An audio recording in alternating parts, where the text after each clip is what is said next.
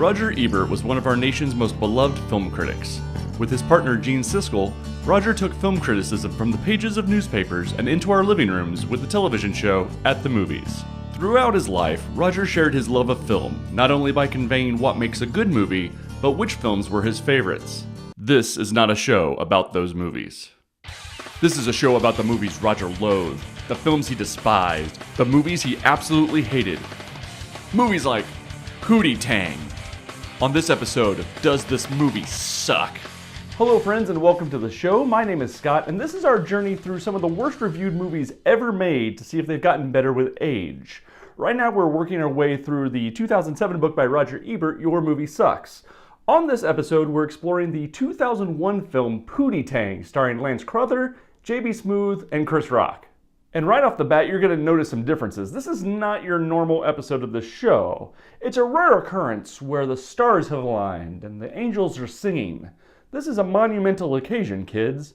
If we were to make a Venn diagram of what I think about this film, what the critics think about this film, and what the creators of the film think about this film, that Venn diagram, well, it's a circle. And because of that, I have to attack this film from a different angle. So let's just dig into Pootie Tang, a movie that has a whopping 29% on the Rotten Tomatoes tomato meter. It certainly doesn't help that when talking about Pootie Tang, there's not much to talk about. It's barely a movie. At only 81 minutes, which includes a lengthy opening and closing credit sequence, Pootie Tang is already stretched past the point of sanity. This film is easily one of the worst cinematic so-called comedies I've ever seen. And that's really saying something too, because I've seen the underground comedy movie. It's true.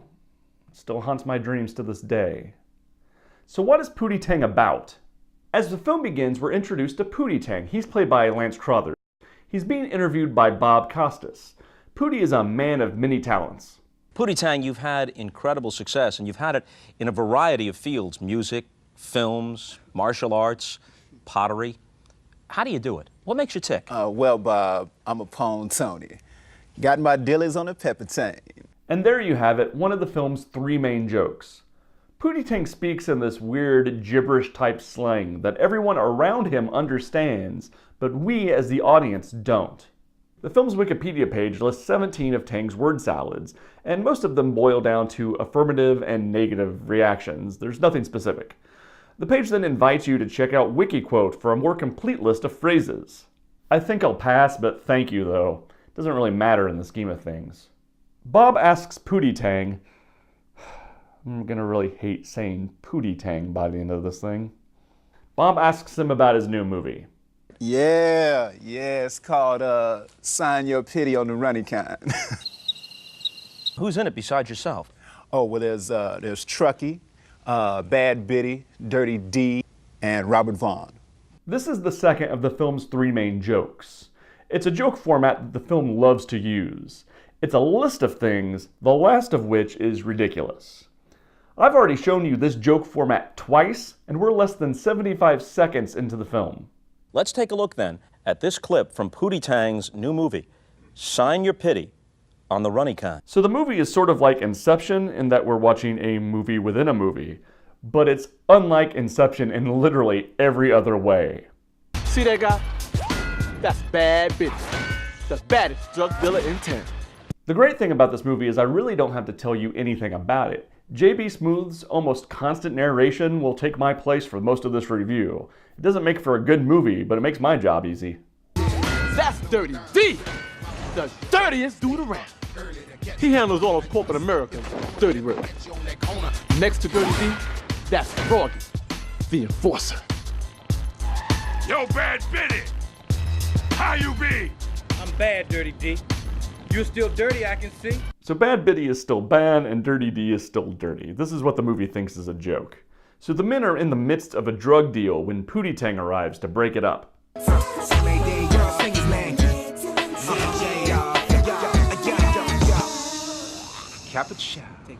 What have I signed up for?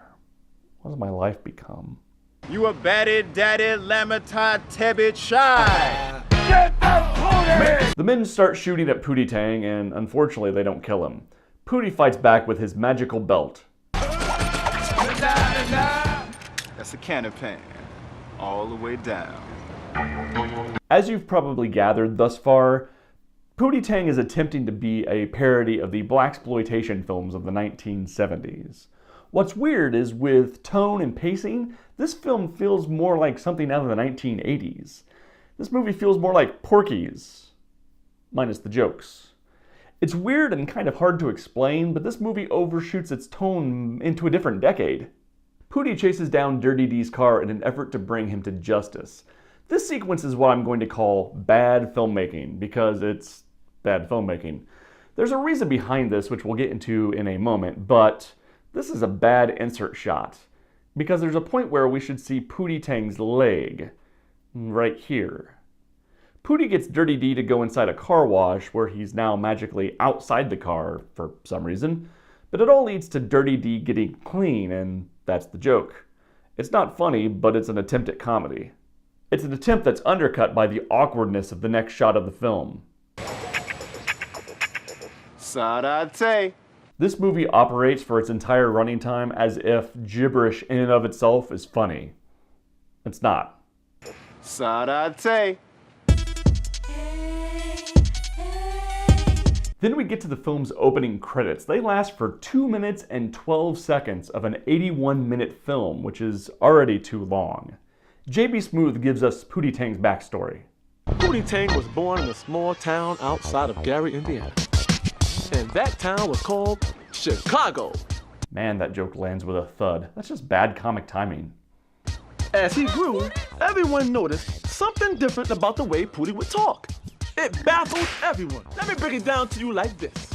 Pootie Tang is, was, and will always be too cool for words. Pootie has a way with the ladies. Not girls, grown-ass women.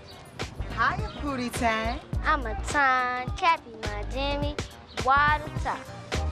This movie is fully convinced that gibberish is funny. We learn that the belt that Pootie wields was once his father's. Don't you grab them peas without asking your mama, boy. May I dine on the cherries, Mama D? Yes, you may, Pootie Tang. This movie is fully convinced that gibberish is funny. Sarate.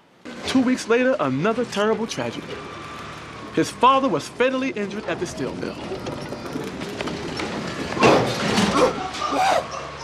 It was incredible. Only the third time a man had been mauled by a gorilla at that steel mill. Instead of cutting his losses and getting out of the film when his first character dies, Chris Rock plays multiple characters in this movie, so he'll be back. Dad dies, and with his dying breath, he gives Pootie his belt. He tells Pootie that it has special powers that will make him unbeatable. Nothing funny really happens. Through it all, I was right there by his side. That's me, Truckee. And that's my man, Pootie Tang. Pootie Tang, Pootie Tang! Oh no, not another Andy Richter sighting. Please tell me he uses his actual voice and not... You give me my chip or I'll kill you. Cough it up, Pooch. Please, movie gods. No, Please, movie please don't hurt gods. him. Please, movie... What's he got on his mind? Well, that's better. At least it's not offensive. We then learn that Pootie is a model citizen and a national hero. Cigarettes and fast food burgers are bad like an attack. Also, eat all your vegetables and don't bang the dillies. This doesn't sit well with Lecter Corp, an owner of all of the things Pootie warns the kids against. So the company takes the first opportunity to get Pootie on contract so they can change his message. Man, Pootie Tang's one bad brother, man. That's JB and Lacey. We make up Pootie's crew. They do what friends do, you know, stand around and talk about how awesome one of their other friends is while that friend is still alive. Pootie Tang will draw you a picture of how he's gonna kick your ass, then mail it to you 10 days in advance.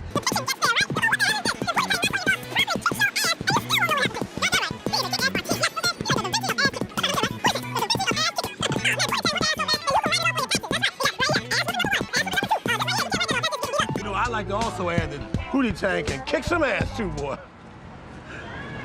And that is this character's joke. He doesn't listen and then chimes in with something that the other people have already said. Every single time, it's the same joke. The guys then decide if they're gonna go to Biggie Shorty's party. I guess you're wondering, who is Biggie Shorty? I really wasn't, but I know you're gonna tell me. I'm Biggie Short. Oh, so that clears that up. Biggie Shorty's played by Wanda Sykes, and her job is to dance around and talk about how she wants to bed Pootie all the time. Back at the trash can, the representative from Lecter Corp approaches with the company's contract and his ideas for Pootie's new message. Hey Tang, to you the children, to me the dollar signs. No, cover your grill!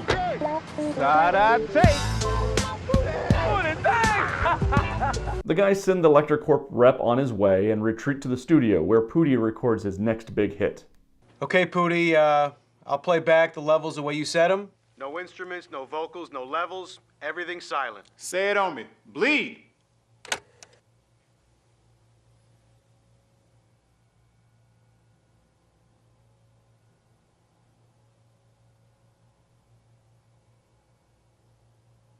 Pootie don't need no words, don't even need no music. We got the world premiere from Pootie Tang. Well, you're all gonna love this new one. The new one is called... The use of silence in film can be very effective, especially in horror movies like this one. The guys go to a party where Pootie Tang has a duet with a singer played by Missy Elliott. That's about a shame, I tell you. What a time. And wouldn't you know it, the joke is that she's singing in English and he's singing in gibberish. I'm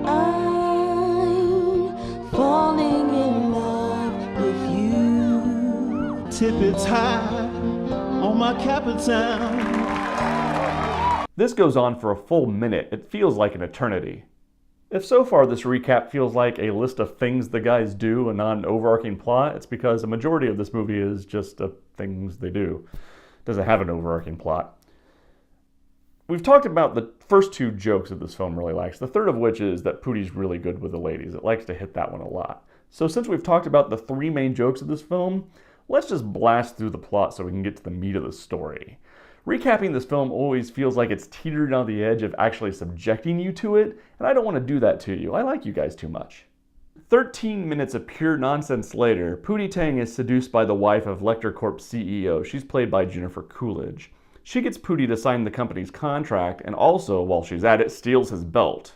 With the belt gone and a huge corporation using Pootie Tang's image, his appeal with the public tanks. My kids looked up to him, man, know what I mean? And they don't even look at Dad like they look at him. It's hard times for Pootie. Pootie turned to the only woman who could help him. Biggie Shorty. Biggie Shorty finally beds Pootie, and she reveals that she has a farmhouse where he can hide out and avoid doing more commercials for a bit. Pootie heads to the bus station where Truckee catches up to him. Here the film attempts comedy. I wanted to go with him. I'm gonna go with you, brother. Because everything that happened was all my fault. Pootie, everything that happened, man, it's all my fault. I told that bitch all these things about this bitch, all these things about you, man. Finally, the film acknowledges that the narration is redundant and unnecessary and makes a joke out of it. The problem is this joke goes on for an eternity.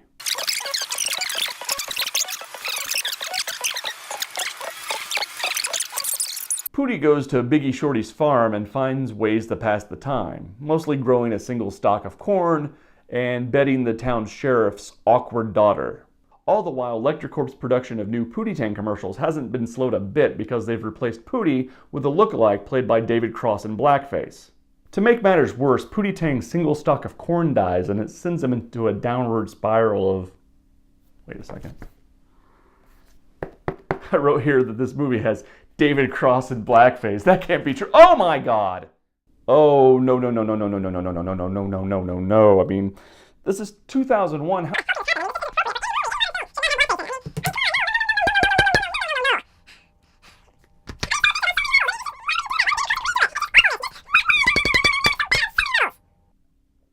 No! To make matters worse, but not as bad as blackface in a feature film in 2001, Pootie's cornstalk dies, as I mentioned before, sending Pootie into a spiral of depression. But then he has a vision. Up here, Pootie.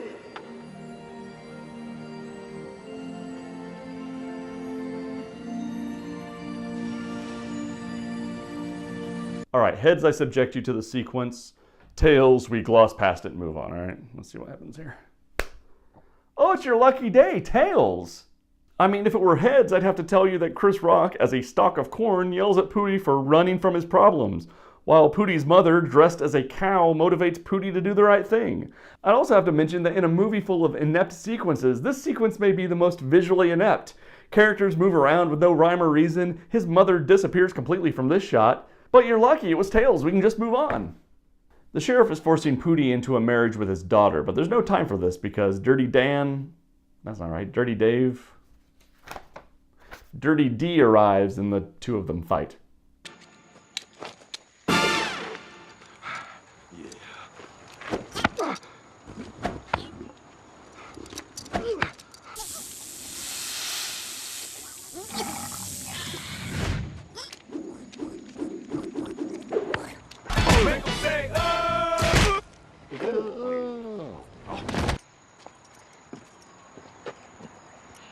Guess you, slapped him like a bitch, huh? At the wedding, Truckee arrives and gives Pootie a car to get back to town where the corporation is opening a burger joint with Pootie's name on it. And oh my god! Why, David Cross, why? It leads to hundreds of fake Pootie Tangs fighting the real Pootie Tang. Biggie Shorty drops the sign on the CEO's car and that stops the restaurant from opening or something. The film wraps up with an incredibly long closing credit sequence, and then thank God it's over. What was that? It's the question I kept asking myself after the film was over. I mean, the pedigree is there. Chris Rock and J.B. Smoove are funny guys, and I've been holding a piece of information back from you, viewer. This film was written and directed by Louis C.K., who's one of the hottest stand-ups working today. His FX show, Louis, is one of the funniest, most brilliant shows in comedy today. So what happened? Like most of these stories, there's an explanation. Pootie Tang started as a character on the Chris Rock show. This is footage from Pootie Tang's first appearance. It goes about as well as you'd expect. Pootie, I was wondering, what happened to you down by the Cuddy style? Oh, Chris, that Cuddy style beat was bullshit, all right? I was just down there, you know, tying in a cloud. Really? Here's the thing though, look at Chris Rock's face. It's bombing, he knows it's bombing, and he's reveling in it.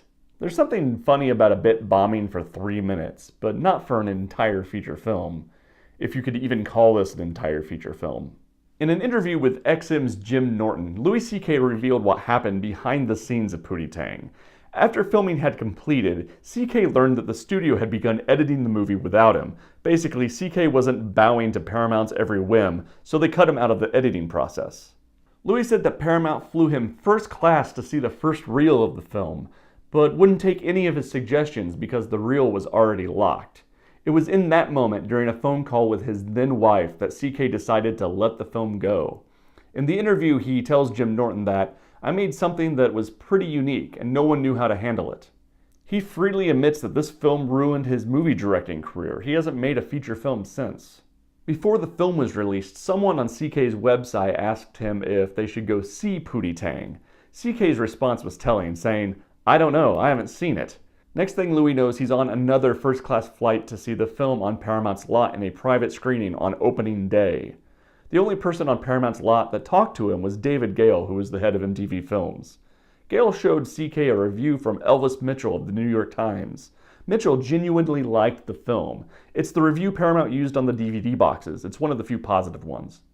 Louis' elation from the positive review was short-lived, though. CK watched the film and said he felt sick and absolutely hated what they had done to his film. In the interview, Louis C.K. mentions Roger Ebert's review of the film. He says he agrees wholeheartedly with Roger's half-star review. In the review, Roger writes, "Pootie Tang is not bad so much as inexplicable. You watch in puzzlement. How did this train wreck happen? How was this movie assembled out of such ill-fitting pieces? Who thought it was funny? Who thought it was finished? For that matter, was it finished?" CK admits that no, the film was not finished and was in fact made of ill-fitting pieces. The pieces he created and the reshoots that Paramount lured him to direct.